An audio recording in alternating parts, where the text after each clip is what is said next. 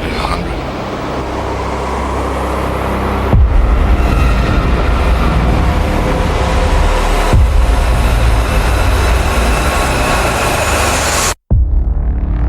Born into a world of violence and chaos, Richard Kuklinski would become one of the most infamous contract killers in American history. Known to his employers as the Iceman, Kuklinski lived a double life, hiding his dark career behind the mask of a loving family man. This is the story of Richard Kuklinski, husband, father, and prolific murderer. Part 1. A troubled beginning.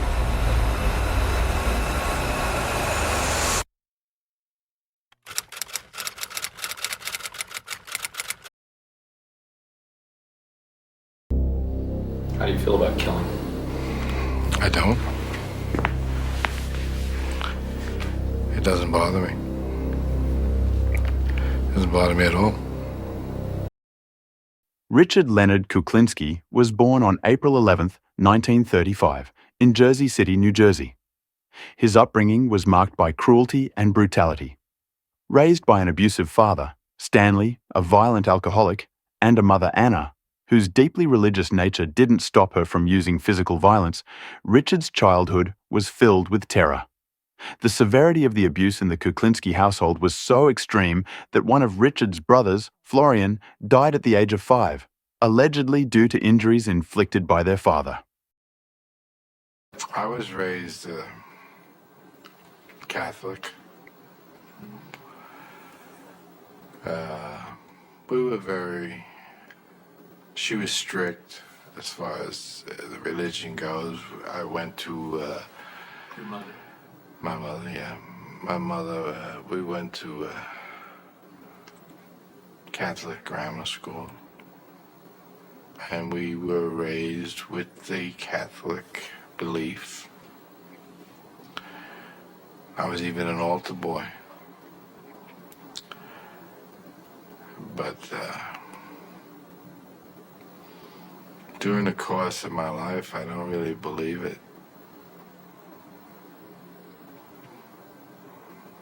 It's just the way it happened. Didn't mean it to happen that way, but it just happened that way. This environment shaped young Richard's view of the world. Isolated and filled with rage, he began acting out in violent ways.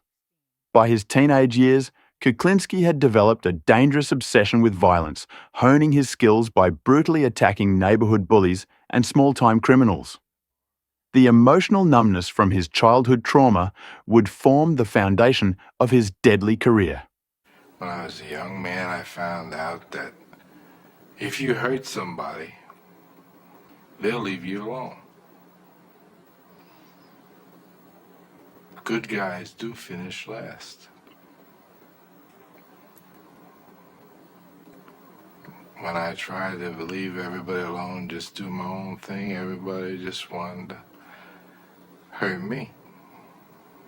Until one day I just decided, well, I've had enough of this picking. And I went upstairs and I took a bar, which the clothes used to hang on in the closet. And I went back downstairs, and there were like 6 young men still figuring they were gonna mess with my head, and we went to war. To their surprise, I was no longer taking the beating. I was giving it. The kind of abuse Richard suffered left him emotionally disconnected from the world. He learned early on that violence was a way to solve problems, and that belief became a core part of his identity. Part 2. The First Kill. Kuklinski's descent into murder began when he was only 18. After a confrontation with a neighborhood bully, Kuklinski snapped, beating the man to death with a pole. This first kill unleashed something inside him. What started as a fit of rage soon became a calculated, deliberate habit. Are there any murders that you committed that haunt you, that you just sort of you feel and you Nothing haunts me. No murders haunt me. Nothing. I don't think about it. That's why it's hard for me to tell you. But in order for me to be able to tell you when something happened, I have to think about when. If I think about it,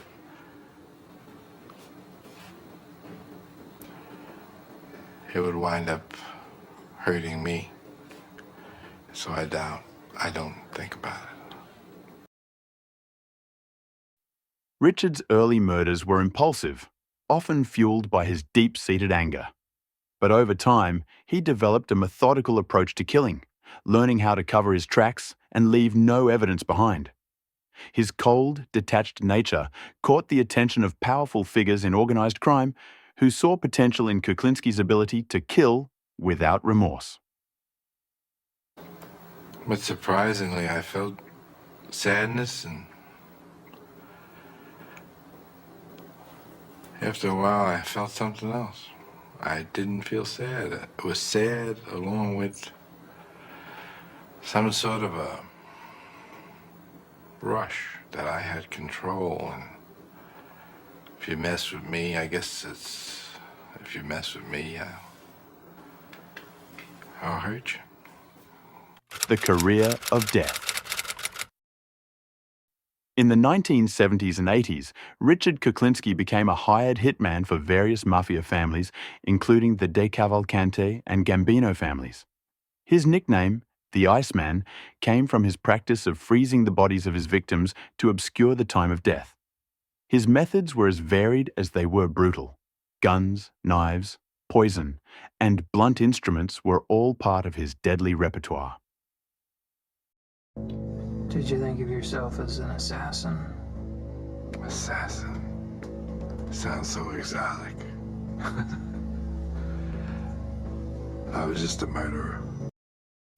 Kuklinski claimed to have killed over 200 people, though the true number is likely lower. Yet even with such a staggering body count, Kuklinski described his work with chilling detachment. To him, murder was a job, a business transaction. It was just business. If I had to kill someone, I killed them. I didn't feel anything. No remorse, no regret. It was just something I had to do. Part 4. A Double Life. Despite his career as a contract killer, Richard Kuklinski managed to maintain the appearance of a loving husband and father. In 1961, he married Barbara, a woman who knew nothing of her husband's dark side. Together, they raised 3 children, 2 daughters and a son, in a middle-class New Jersey neighborhood. To outsiders, Richard was a devoted family man. He was absolutely flowers at the door every day and considerate and romantic and all of the things that anybody could hope for, dream for. He bought me beautiful things. We went fun places. He was happiest when we were together. He was happiest when just he and I were together. We had no idea. He was always there for us. We never suspected what he was really doing. He kept that part of his life completely separate. But there were cracks in the facade. Barbara later described her husband's violent outbursts at home, though she never suspected the true nature of his criminal activities. Behind closed doors, Kuklinski was a man of contradictions, a provider for his family by day, a remorseless killer by night. Part 5. The Fall. By the 1980s, Kuklinski was involved in narcotics, pornography, arms dealing, money laundering, hijacking, and contract killing on a worldwide basis. He was also pressing 50 and getting tired. He started to make mistakes. He began to leave traces, and law enforcement officers who had suspected him over the years began gathering evidence. Kuklinski would protect himself by killing anyone who could testify against him. On December 27, 1982, a body was discovered at the York Motel in New Jersey. The body was identified as Gary Smith, 37. Smith had been given cyanide and then strangled to death. This was the first of many mistakes Kuklinski was to commit. Gary Smith was found under a motel bed in New Jersey, as I recall, where some 20 people had used the room in 5 days and nobody had realized there was a rotting body underneath it. The body was found in a decomposed state. It was very hot weather. Smith would have not been identified as a murder victim if he had died only of the cyanide. If the cyanide had worked and he had died and he didn't need to be strangled, that ligature mark around the neck wouldn't have been seen, and he would have been possibly a drug addict overdose, or lots of other things of a non-homicidal nature would have to be considered. On September 25, 1983, the body of Louis Mazgay was found. As he had done many times before to confuse the time of death, Kuklinski had frozen the body in an industrial freezer. This was the murder that earned him the name of Iceman. This murder was also his second deadly mistake. He did too good a job on that body because he left that body in the freezer for 2 years, then took the body out and dumped it in Rockland County, and the body was found before it had fully thawed out. So the doctor doing the autopsy, the medical examiner in Rockland County, when he opened the body up, saw ice inside the body in the summer's day and said, there's something wrong here. This guy could not have died 2 days ago the way he looks like from the outside. On May 14, 1983, a bicyclist was riding down a lonely road in a wooded area and saw a buzzard feeding on a body. It was Daniel Deppner, 44, the third business associate of Richard Kuklinski, to be found dead. The body count grew. There would soon be 5 unsolved murders with one thing in common. The last person to see the victims alive had been Richard Kuklinski. After 30 years of getting away with murder, Richard Kuklinski's time was running out. He had been under investigation for 3 years, and the police were beginning to put the pieces together. For nearly 3 decades, Kuklinski successfully eluded law enforcement. His cunning, careful methods kept his crimes hidden. But in the mid-1980s, an undercover operation led by federal agents began to unravel his empire of death. The investigation gained momentum when several of Kuklinski's criminal associates began cooperating with authorities. Using an undercover agent posing as a fellow hitman, law enforcement finally lured Kuklinski into a trap. In December 1986, after years of surveillance, Kuklinski was arrested. The authorities had gathered enough evidence to charge him with multiple murders. In 1986, a division of the New Jersey Criminal Justice Department set up a task force made up of federal, state, and local law enforcement agencies. The task force analyzed existing investigative material and gathered new information. They had one mission: to arrest and convict Richard Kuklinski. When I first read the file, which at the time was nothing more than a compilation of several different unsolved homicides, the more you looked for connections, the less you found in this particular case, because there was different types of murders, different devices used. The final method that was used was, in fact, the introduction of a undercover federal agent, Dominic Polifron, who was able to win Mr. Kuklinski's confidence and was able to record conversations where he detailed his participation in these murders. I portrayed myself as a hitman. Told him I worked for the wise guys downtown New York, and my brother was a good fella downtown, and I went by the name of Dominic Michael Provenzano. You willing to go out on a contract? If the price is right, I'll talk to anybody. Yeah? Sure.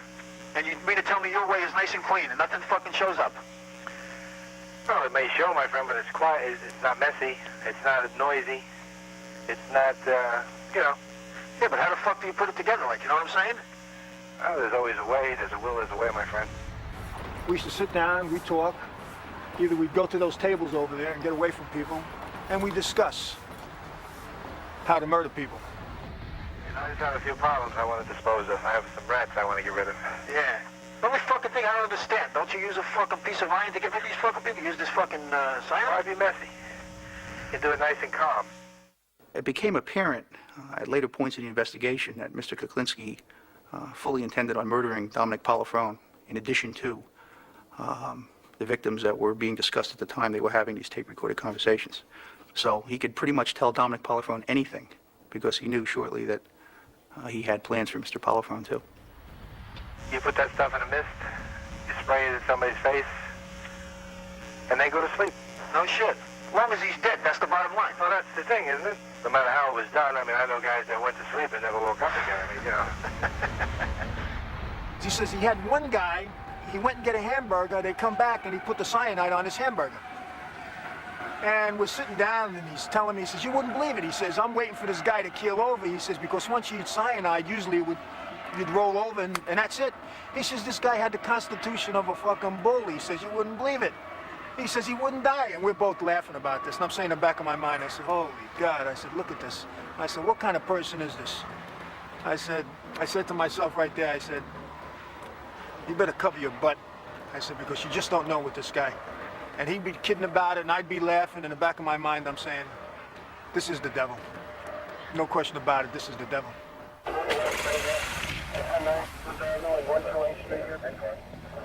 On December 17, 1986, the Special Task Force set up a roadblock and arrested Richard Kuklinski outside his home in Dumont, New Jersey. They felt they had all the evidence they needed for a conviction.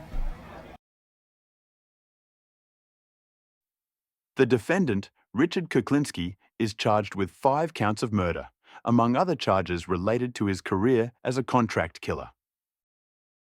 Let's do the business. In 1988, Kuklinski was convicted of 5 murders and sentenced to life in prison without the possibility of parole. Even during his trial, he remained calm and emotionless, showing little remorse for the lives he had taken. Part 6. Death in Prison. Richard Kuklinski spent nearly 2 decades behind bars before his death in 2006. Officially, he died of natural causes, though rumours swirled that his death may have been hastened because of his willingness to cooperate with law enforcement in exposing Mafia secrets. There were rumours that Kuklinski had been planning to testify against some of his former Mafia employers, and there's a belief that his death might have been orchestrated to silence him. Whether his death was natural or otherwise, Kuklinski's passing marked the end of one of the most chilling chapters in American crime history. Richard Kuklinski's life stands as a haunting example of how violence and trauma can shape a person's destiny. Born into an abusive home, he grew to become one of the most notorious killers in modern history. Yet to those who knew him as a father and husband, he was a man of contradictions, capable of both great tenderness and unimaginable brutality. So we see in one of his interviews with Dr. Dietz, that clinician diagnoses Kuklinski with antisocial personality disorder and paranoid personality disorder. So I'll give my thoughts on this diagnostic theory, this impression, as well as provide my own theory. Although it's worth noting that Dr. Dietz spent a lot of time with Kuklinski, and I'm sure he had a lot of information that he learned that wasn't revealed in the HBO specials. Right? There's something different about being face-to-face with somebody. So even if everything that was recorded was made available, we see that Dr. Dietz still has an advantage in terms of assessing Kuklinski. Now, the antisocial personality disorder diagnosis, I'll just call this APD. This makes complete sense to me. That is a personality disorder associated with sociopathy, so factor 2 psychopathy. So you have somebody who's committing crimes, deceitful, impulsive, aggressive. They have a reckless disregard for the safety of others. They're consistently irresponsible and have a lack of remorse. So again, we see that it appears Kuklinski has all of the symptoms required for APD. As time passes, the legend of the Iceman remains a chilling reminder of the dual nature of man, the capacity for both love and violence, often hiding in plain sight.